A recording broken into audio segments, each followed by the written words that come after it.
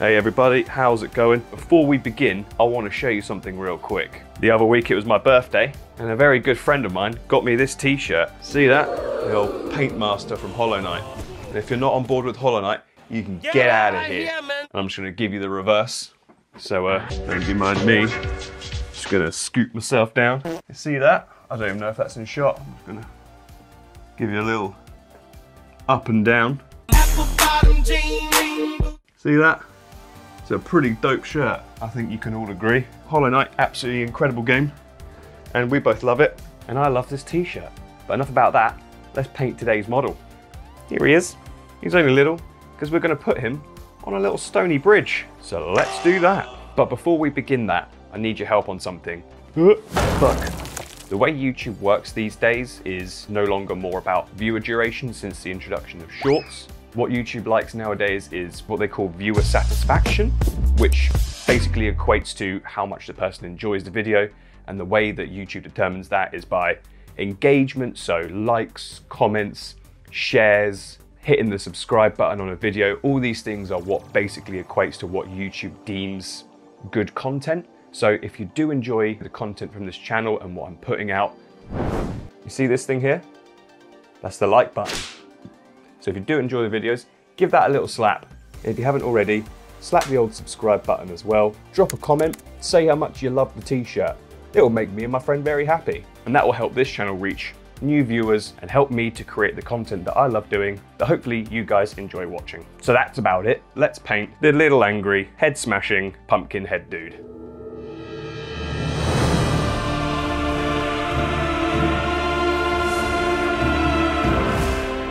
Right, so my plan with this dude is I want to get him stood on that stony bridge that you find him on when you first encounter him in Limgrave. Now, what I did want was to fully replicate that bridge, but when I sort of opened the game up the other day to have a quick check at the reference and see how it's actually built, it's like, I don't know, a mile tall and like half a mile long. So I don't think I'm going to completely replicate how that bridge is going to look. So instead, what I think might be quite nice to do is sort of create my own sort of small, cutesy kind of little cobbled stone bridge that he can kind of stand on. And that'll be sort of our own little cute interpretation of how we find him in Limgrave, which I think, hopefully, will look quite nice. What we want to do, as we do with all our models, is we want to get him primed. So I'm going to take him outside and get him primed, and I'm going to use a lovely little transition to just make him go from grey to black. So I'm probably going to work on the big old bonce here and the pumpkin head of the hammer, I guess you want to call it, because they're gold and they're very rusty and old and grim. What I'm thinking of doing is just going to base the sort of gold parts completely with some dark brown, because that's a nice shadow color for gold and will help us blend nicely to some sort of rusty, old, grimy kind of colors. My first basing is going to be with some Gehenna's Gold, because it's got that nice rich tone to it.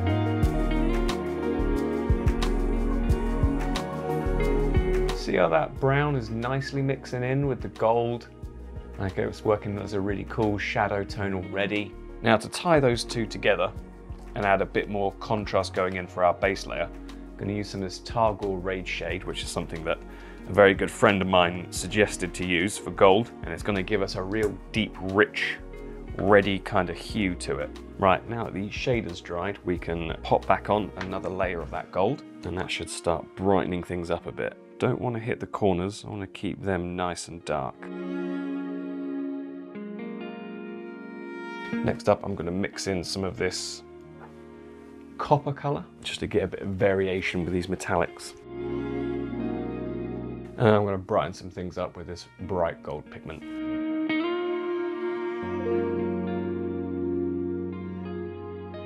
Pretty cool.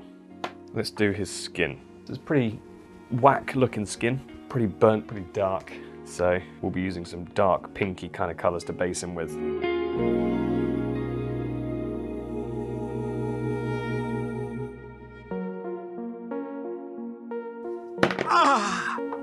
What I'm going to do is I'm going to mix some dark blue into this skin colour, just to give us some cool shadows into the skin.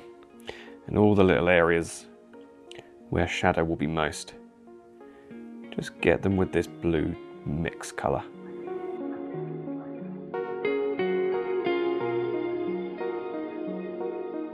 And now we're just going to work up through our flesh tones, adding in some highlights. And we're just going to start brightening up areas where light will be reflecting most.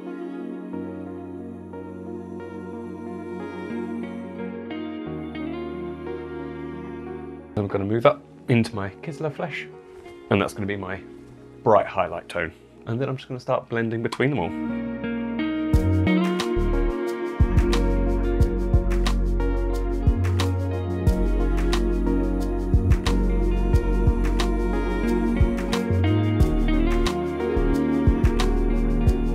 Cool, and there he is, with his skin all done. Looking pretty cool. So with the skin and the metal done, we're going to move on and do the main last little bit, which is his cloak. So this is kind of bluey, darky, greyy kind of colours. We're going to use some of this Mechanica Standard Grey, which will be our sort of mid-tone to the black. I'm going to work in some of the Dark Reaper tone that I used on the skin, and just work in some blacks for shadows. All I need to do, because it's a very dark coat, is I'm just using these mid-greys to kind of give myself that nice mid-tone, blending down into some darker blacks, blending the black into the grey, and I'm kind of just washing this blue over to give us a little bit of tint so it's not just a monochrome cape. Now I'm just going to mix in some highlights, start brightening this bad boy up.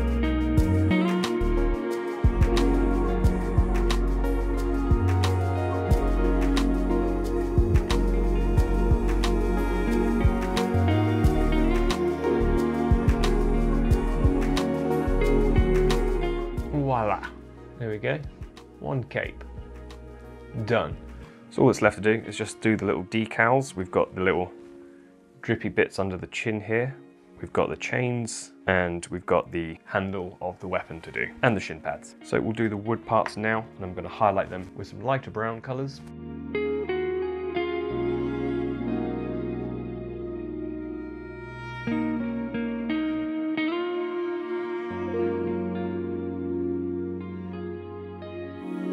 Looking pretty cool.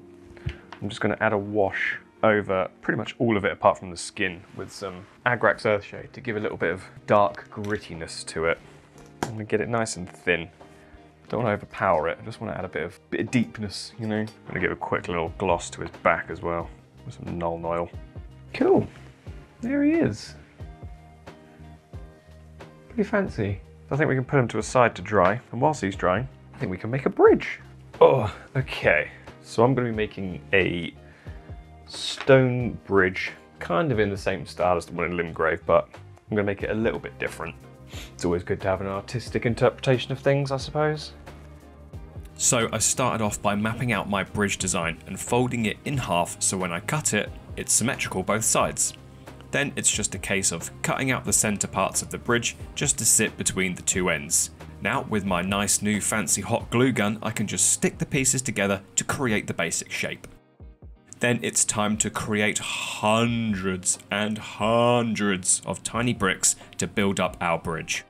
Now I'm nicking a little sandwich bag from my kitchen, nipping outside, and I'm grabbing some gravel and rocks to put inside the bag whilst getting weird looks from the neighbours. And I'm doing this because I can pop the foam bricks inside the bag of rocks, take it outside and give it a good shaking up so it basically roughens these foam bricks up and gives them some texture and shape so they're not so straight cut and smooth.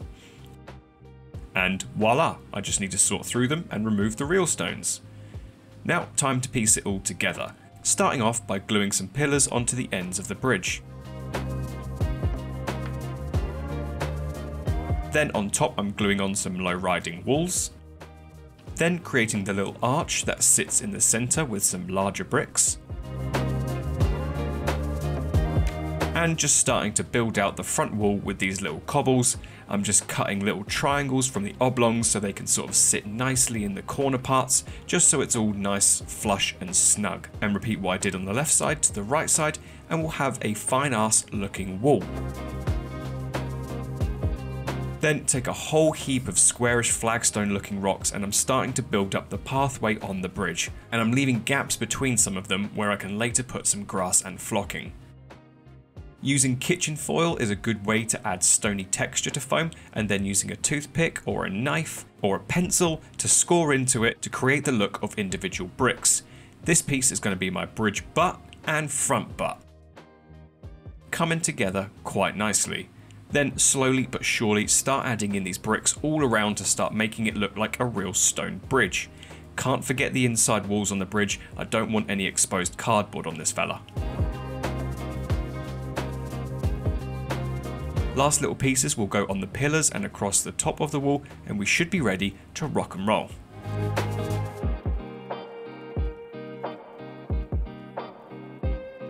That is a bridgy looking bridge. I've used hundreds and hundreds of individual bricks to make this. Way more than I anticipated. I didn't think I was going to do individual bricks, but you know, here we are.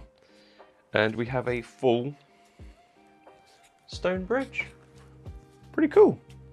What we need to do is we need to Mod Podge the entire thing so that we basically seal up all the foam, and then we can prime it. Beautiful. That is one fully Mod Podged bridge. So we just gotta let that dry for about 20-30 minutes, and then once that's dried, we'll take it outside, we'll get it primed black, then we can start painting it, putting some little details and beautiful things that we like to do on it. Then we can get our little man sat on top. Now to take it outside and prime this sucker black.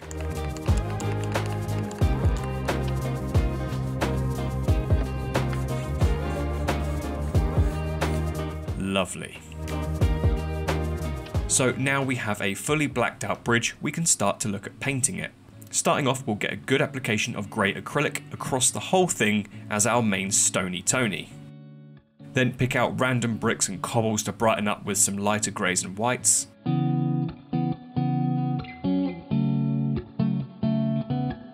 I'm painting the whole arch brighter as I want it to stand out more so than the rest of the bridge.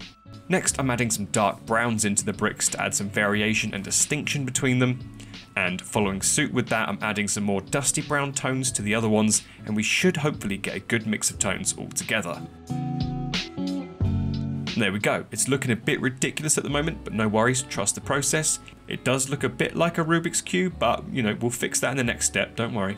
With a big generous black wash applied all over the bridge, it will bring all these tones down and closer together, and also settle into all the nooks and crannies to give us some nice darkness that was sorely lacking. Then, just using some kitchen roll, I'll mop up any of the build-ups of black wash that seems a bit too much on the surface. That's looking much better. Now we can add our highlights, and I'll just be dry brushing on some lighter grey dry paint onto it, focusing on the edges and upper areas where the light would be more prevalent.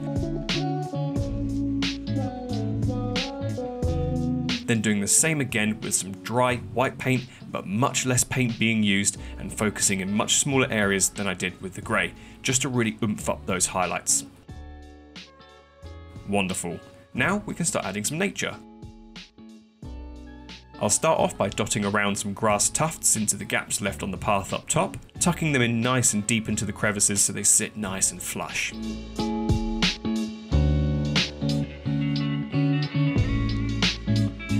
Then I can start spreading across some PVA glue to areas across the bridge to start dropping some flock in. Not covering all of it, mainly focusing on the edges of the bricks and crevices, kinda where I think more mossy nature would grow from.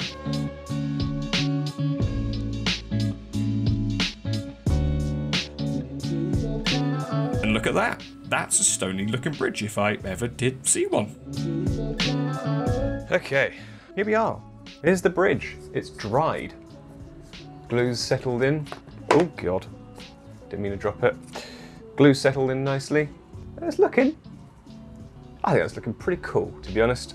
Now I just need to decide where to put my nice little guy. I think there's pretty good, right in the centre.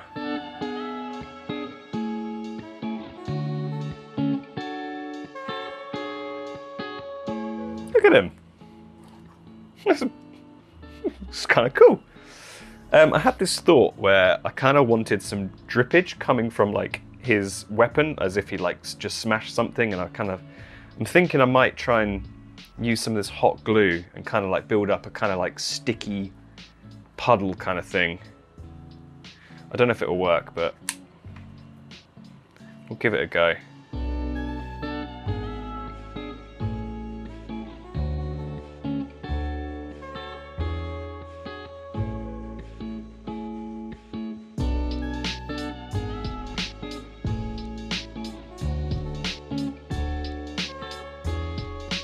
Yeah, something like that.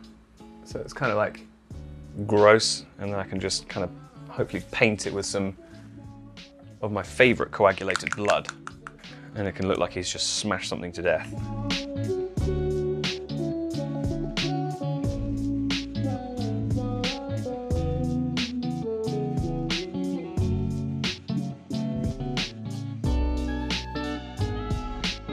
Well, folks, I think there we can call it a day. There is our pumpkin head on his Limgrave bridge, and he's just absolutely decimated some poor living sod. I've got hot glue everywhere. But all in all, I'm pretty thrilled with how this has come out. You know, I did a lot of things that I haven't done before with crafting the bridge and everything and trying to design something from scratch. You know, for the time restraints that I have to try and get this out. It is currently Monday evening, and I need to get this done and edited for Wednesday, so hopefully it's been worth it. I hope you guys have enjoyed it. As I mentioned at the start of this video, you know, YouTube is all about viewer satisfaction these days, more so than watch time. So if you did enjoy today's video, please be sure to hit that like button, drop a comment, let me know what you thought, let me know what you want to see next.